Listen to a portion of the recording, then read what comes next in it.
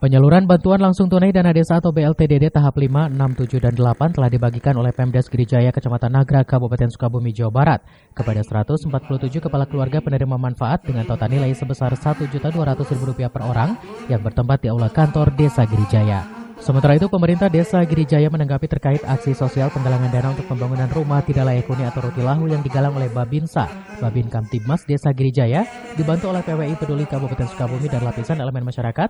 Pemdes Girijaya sangat mendukung aksi tersebut, dikarenakan dapat membantu bagi warganya yang saat ini memerlukan rumah yang layak untuk ditempati.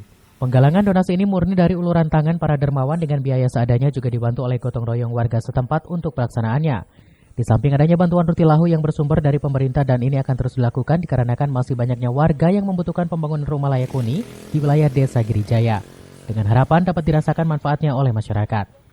Tadi ada dari rekan-rekan media, PWI, dan dari Babinsa Babinmas juga sangat mendukung untuk kegiatan sosial ini yang diprakarsai mungkin oleh rekan media ya. Kami sangat mendukung karena memang hari ini kami keterbatasan anggaran. Karena satu kena refocusing, keduanya kan pengalihan buat infrastruktur dialihkan ke bantuan langsung tunai. Kita intinya peduli sama masyarakat yang tidak mampu untuk pembangunan rumah yang tidak layak pakai.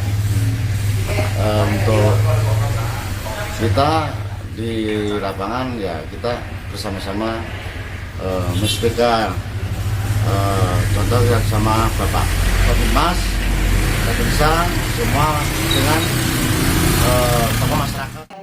Adanya aksi sosial ini yang dilakukan oleh elemen TNI Polri dan wartawan dapat mewujudkan dan membantu pemerintah Desa Girijaya dalam program pembangunan rumah tidak layak huni kepada warga tidak mampu, bisa menjadi inspirasi kepada anggota TNI Polri dan juga wartawan.